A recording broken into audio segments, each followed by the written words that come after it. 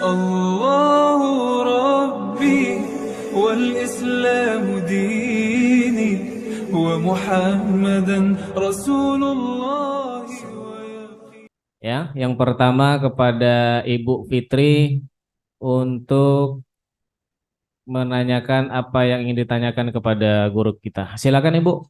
Assalamualaikum warahmatullahi wabarakatuh, Ustaz. Waalaikumsalam Waalaikumsalam warahmatullahi wabarakatuh. Sehat, Ustaz. Alhamdulillah sehat. Begini, begini pertanyaannya, Ustaz. Dalam sehari-hari kita ini kan wajib hidup bersama Allah. Nah, terus kalau dalam sholat 5 waktu itu, kan kita berarti yang membaca, yang bergerak dalam sholat itu sudah bukan kita lagi. Tapi terkadang dalam sholat itu kan kita masih mengingat hal-hal di luar di dunia lah, gitu, Ustaz. Nah, terus kadang juga dalam sholat itu seperti mengalir aja gitu. Jadi seperti ya sudah diperjalankan aja sampai selesai. Nah, terus yang saya minta jelaskan, bagaimana kita bisa merasakan hadirnya Allah itu di dalam sholat gitu, Ustaz. Lalu Ya, yang baik. kedua satu lagi Oh ya. bisa. Ini dalam mengingat dalam pandangan ilmu makrifat itu kan ilmu tauhid ini dikatakan dengan ilmu hikmah. Yang saya mau tahu tuh penjelasan tentang ilmu hikmah. Terima kasih. Assalamualaikum warahmatullahi wabarakatuh. Waalaikumsalam warahmatullahi wabarakatuh. Baik, terima kasih kepada Ibu Fitri atas pertanyaannya. Kepada Ustadz kami persilakan dengan segala hormat. Silakan Ustadz. Baik Bapak Ibu yang dirahmati Allah, Alhamdulillah mudah-mudahan Allah berikan kita rahmat dan anugerah untuk memahami akan rahasia-rahasia diri kita ini. Untuk memahami wahwa ma'akum aina ma kuntum, dianya Allah selalu beserta diri kamu di mana saja kamu berada. Itu maknanya Allah pernah menjelaskan bila engkau adalah engkau, maka engkau tak mengenal akan aku. Namun bila engkau bukanlah engkau, engkau pasti mengenal akan aku. Maksudnya, Bapak Ibu, bila kita merasa diri kita ini yang wujud, diri kita ini yang bersifat melihat, mendengar, berkata, mengetahui, berkuasa, berkehendak, dan hidup, maka ketika itu kita tidak akan pernah mampu mengenali akan Allah, bahwa Allah itulah yang wujud yang sebenarnya. Allah itulah yang bersifat sama, basar, kalam, ilmu, kudrat, dan iradat. Itu memahaminya secara makna hakikat. Namun ketika kita memahami bersama Allah tadi itu, bersama apanya maksudnya? Nah, kita ini maksudnya, kita ini hidup, ya, itu hidupnya kita itu bersama hayatnya. Kita ini mendengar, mendengarnya kita itu bersama-samanya. Kita ini melihat, melihat kita itu bersama basornya. Kita ini berkata, berkata kita itu bersama kalamnya. Kita ini mengetahui, ya, mengetahuinya kita itu bersama ilmunya. Kita ini berkuasa dan berkehendak itu bersama kudrat dan iradatnya. Begitulah maksudnya. Kenapa? Karena hakikat diri kita ini adalah diri yang la haula wala quwata illa billah. Diri yang la haula wala quwata illa billah itu diri yang tidak punya wujud, diri yang tiada memiliki sifat. Kalaulah diri kita ini tiada wujud dan tiada bersifat, lalu yang wujud dan bersifat itu siapa? Yang wujud dan bersifat itu tiada lain adalah Allah Subhanahu wa taala. Maka wujud kita, wujud Allah dengan sendirinya. Maksudnya kita ini ada karena adanya Allah, Allah ada dengan sendirinya. Ya, sami kita, sami Allah dengan sendirinya. Itu maksudnya kita mendengar dengan sami'nya Allah, Allah mendengar dengan sendirinya. Ya, basir kita, basir Allah dengan sendirinya. Kita ini melihat dengan basirnya Allah, namun Allah itu melihat dengan sendirinya. Sampai ke bawah, Hayat kita, hayat Allah dengan sendirinya. Ya, kita ini hidup karena hayatnya Allah, Allah hidup dengan sendirinya. Jadi makna bersama Allah tadi itu bersama samanya, bersama basornya, bersama kalamnya, bersama ilmunya, bersama kudrat, irodat, dan hayatnya. Ya, itu artinya kalau tidak bersama-sama basar kalam ilmu kuda iradatnya, maka kita ini sebenarnya adalah tuli. Kita ini sebenarnya adalah buta. Kita ini sebenarnya adalah bisu. Kita ini sebenarnya adalah bodoh, lemah, papa, dan mati. Itu yang Ustaz maksud, la haula wa la quwata illa billah tadi itu. Pengamalannya bagaimana? Nah, lihat pengamalannya bersama Allah tadi itu. Kita ini melihat bersama basirnya. Bukankah selalu kita memahami, ya, dan ini telah Ustaz utarakan juga, yang melihat itu bukan mata.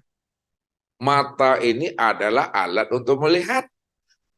Kalaulah mata ini adalah alat untuk melihat, lalu siapa yang melihat pada mata itu? Yang melihat itu bukan mata, yang melihat itu adalah si basar. Siapa si basar? Si basar itu adalah sifat Allah. Sifat Allah itu tiada lain adalah diriku, kata Allah. Kalaulah basar itu sifatku dan sifat itu adalah tiada lain adalah aku, maka akulah sebenarnya yang basar itu. Akulah yang melihat pada penglihatanmu itu. Nah, itu maknanya. Makanya dikatakan oleh Allah, balil insanu ala nafsihi basirah.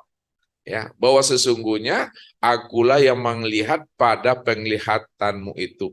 Terus sampai 7 makom itu yang dikatakan namanya bersama Allah. Kita melangkah bersama kudratnya, kita berbuat bersama irodatnya. Jadi tidak ada sebesar zarah hak milik kita dalam hidup ini. Semuanya itu adalah hak miliknya Allah. Kalaulah semuanya itu adalah hak miliknya Allah, maka sesungguhnya yang ada pada diri kita ini bahasa syariatnya inilah titipan Allah. Inilah amanah. Inilah sebenarnya rahasia diri Allah itu yang kita pegang dan akan kita kembalikan lagi kepada Allah, dan itu akan diminta pertanggungjawaban di hadapan Allah. Makanya pada saat manusia itu merasa dirinya yang melihat, ketika itu tanpa dia sadari, dia telah menafikan Allah bahwa Allah itu sebenarnya adalah buta. Ketika kita merasa diri kita ini yang mendengar, pada saat itu kita telah menafikan bahwa Allah itu adalah tuli. Pada saat kita merasakan kita ini yang hidup, pada saat itu pula lah kita telah menafikan Allah itu adalah bersifat mati. Ini pada hal itu kita sudah merampok haknya Allah, kita tidak lagi bersama Allah, tapi sudah bersama keakuan diri yang merasa diri kita itu yang ada. Ketika kita merasa diri kita ini yang ada, kita sudah bersama diri kita, maka ketika itu pula Allah mengatakan wujuduka zanbun, adanya pengakuan dirimu yang merasa dirimu yang melihat semata-mata, mendengar semata-mata, hidup semata-mata, itu adalah dosa.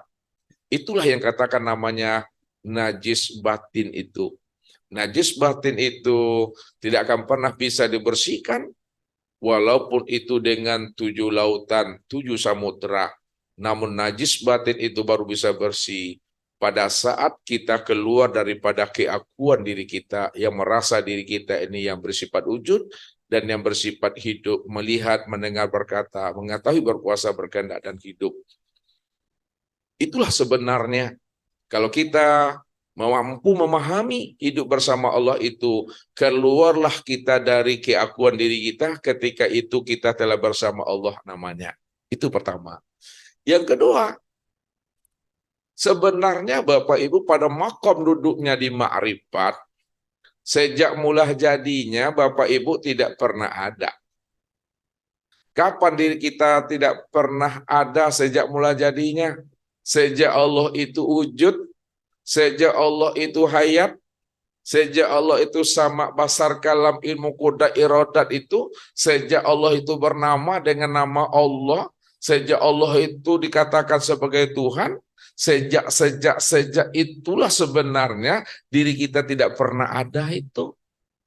Kalau diri kita tidak pernah ada, maka tidak ada lagi bersama Allah di situ.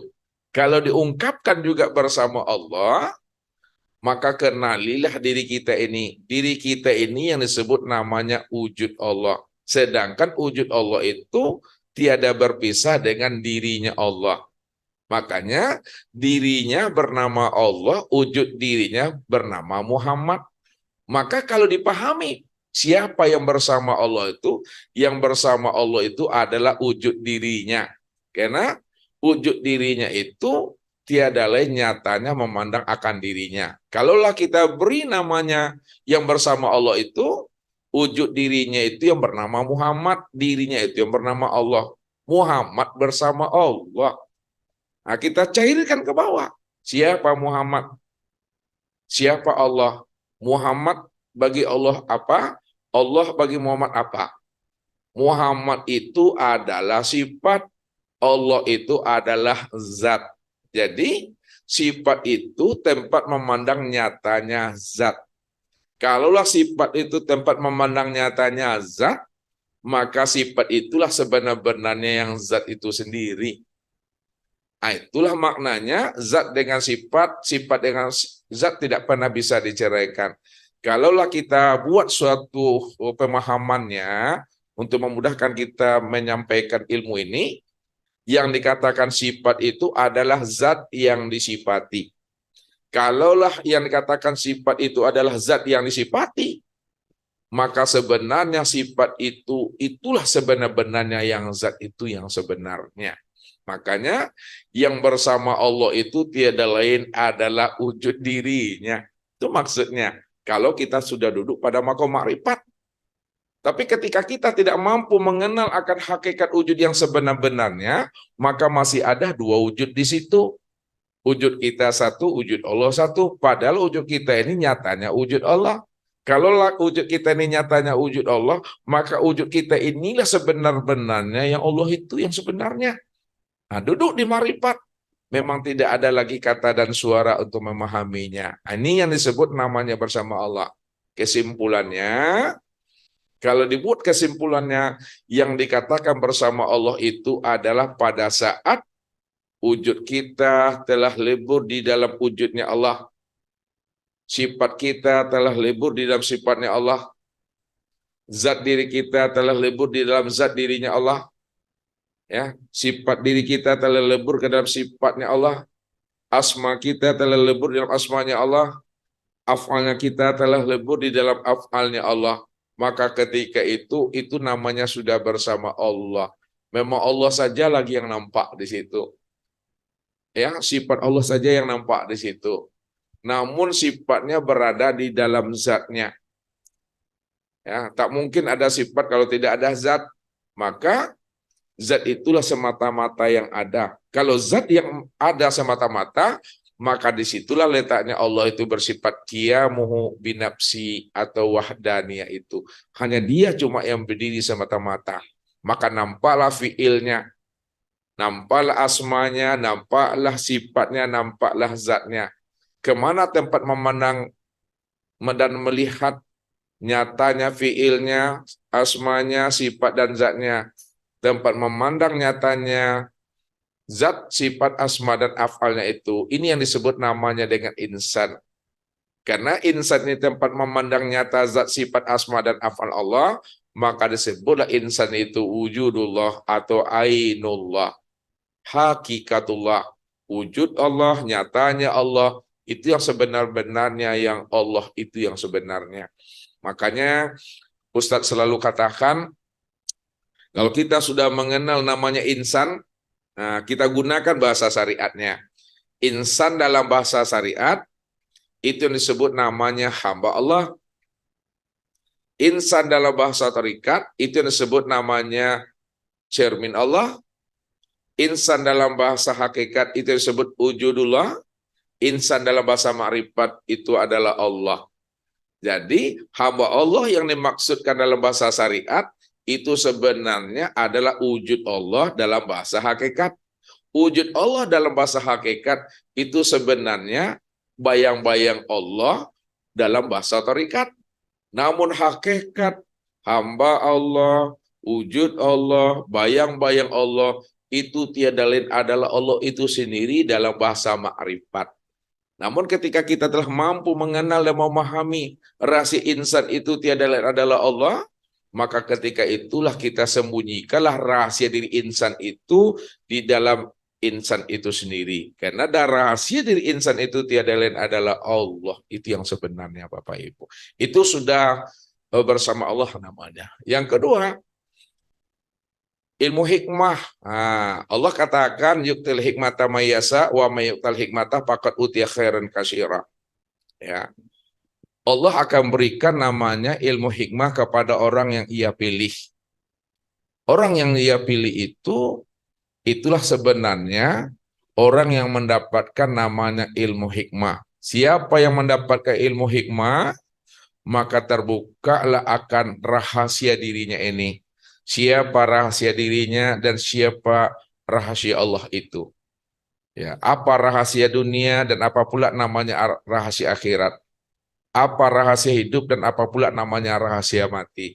Jadi ilmu hikmah itu adalah salah satu bentuk anugerah dan rahmatnya Allah. Dari ilmu hikmah itu muncul namanya mukjizat. Jadi mukjizat itu karena ilmu hikmah. Ilmu hikmah itu bentuk anugerah dan kasih sayang Allah. Dari ilmu hikmah muncul namanya karomah kepada para wali. Ya. Jadi karomah itu bentuk anugerah Allah kepada walinya. Dari ilmu hikmah muncullah namanya maunah. Maunah itu juga bentuk anugerah dan rahmatnya Allah. Jadi orang yang sudah mendapatkan namanya ilmu hikmah, insya Allah dia ini hidup telah mampu menyikapi persoalan, cerita dan sandiwaranya Allah, sehingga hidup ini tidak perlu lagi digalaukan dan dirisaukan. Semuanya itu adalah cerita dan sandiwaranya Allah. Makanya lihat para aulia ilah, ya, lihat para ar-rasyidin, para sahabat Nabi, sampai-sampai Abu Bakar As-Siddiq, Umar bin Khattab, Utsman bin Affan, Ali bin Abi Thalib, karena beliau telah mendapatkan rahasia ilmu hikmah ini, sandarannya adalah Allah, ukurannya adalah Allah, maka ketika itu beliau mengatakan, ma ra'aitu say'an illa wa ra'aitullahu ba'dahu. Ma ra'aitu say'an illa wa ra'aitullahu qablahu. Ma ra'aitu say'an illa ma ra'aitullahu ma'ahu. Ma ra'aitu say'an illa ma ra'aitullahu fi. Artinya, tidaklah aku melihat satu peristiwa dan kejadian yang lampau, sekarang maupun yang akan datang, melainkan aku mampu memandang Allah sebelum peristiwanya. Aku mampu memandang Allah setelah peristiwanya. Aku mampu memandang Allah bersama peristiwanya. Aku mampu memandang Allah sebelum, setelah, bersama, di dalam dan di luar setiap peristiwa dan kejadian yang terjadi pada diriku dan di luar diriku, melainkan hatiku ini telah mampu memandang Allahnya. Jadi ketika kita telah mampu memandang Allahnya, maka ketika itulah kita mampu pula menyikapi hidup itu selalu berbaik sangka kepada Allah. Itulah sebenarnya ilmu hikmah itu. Jadi ilmu hikmah itu bukan seperti tahan bacok, tahan bakar, bukan seperti itu. Walaupun itu bahagian daripada anugerah Allah kepada para nabi dan para rasul, tetapi semuanya peristiwa itu terjadinya karena maunya Allah dan kehendaknya Allah semata-mata. Jadi ilmu hikmah ini Bapak Ibu bukan maunya kita, tapi maunya Allah semata-mata sebenarnya. Jadi mudah-mudahan Bapak Ibu dan kita semua dibukakan Allah rahasia-rahasia Allah itu pada diri kita, dan dibukakan Allah pula rahasia diri kita ini yang sebenarnya. Rupanya kita dengan Allah itu adalah sebenarnya tiada lain tajalli min tajaliyatillah. Kita inilah sebenarnya tempat memandang nyatanya akan wujud rahasia Tuhan. Ketika kita telah mampu memandang akan rahasia diri kita ini tepat memandang nyatanya rahasia wujud Allah, sebenarnya itu kita sudah mendapatkan namanya ilmu hikmah, ilmu sir, ilmu namanya ilmu ma'rifat atau ilmu kasab sebenarnya. Jadi kalau kita sudah bisa memandang ya diri kita ini nyatanya diri Allah, maka ketika itulah kita bisa memahami bahwa apa yang disampaikan Nabi kita betul-betul paham dan mengerti. Apa kata Rasul? Man nazara ila say'in ma lam yarallaha bihi fahuwa batil. Barang siapa yang mampu memandang kepada sesuatu, ya, lalu dia tidak mampu memandang Allah itu pada sesuatu, berarti hatinya itu gelap, hatinya zulumat. Namun apabila dia mampu memandang kepada sesuatu, lalu mampu pula dia memandang Allah yang wujud dan nyata pada sesuatu, itulah sebenarnya ilmu hikmah yang dibukakan Allah pada hatinya, sehingga dia bersifat sami'na wa ta'na, dia menjalankan hidup ini dengan penuh ikhlas, penuh sabar dan istiqomah. Jadi sebenarnya rahasia kita hidup ini Bapak Ibu sebagai menjalankan cerita sandiwara Allah itu, sebenarnya kita ini hanyalah bagaimana kita ini ya bersifat sami'na wa ta'na di dalam hidup ini. Jadi bersifat patuhlah kita di situ, bersifat penurutlah kita situ. Itulah makom orang-orang yang telah pada makom selamat itu. Innal muttaqina fi maqamin amin. Sesungguhnya orang-orang yang bertakwa itu telah berada pada makom selamat. Jadi kata kuncinya bagaimana kita hidup bisa selamat dunianya, selamat akhiratnya. Allah pertemukan kita dengan anak dan keturunan kita, dengan jamaah dan guru kita. Itulah mencari selamat, Bapak Ibu. Itu yang disebut namanya Islam. Allahu Rabbi wal Islamu dini wa Muhammadan Rasulullah.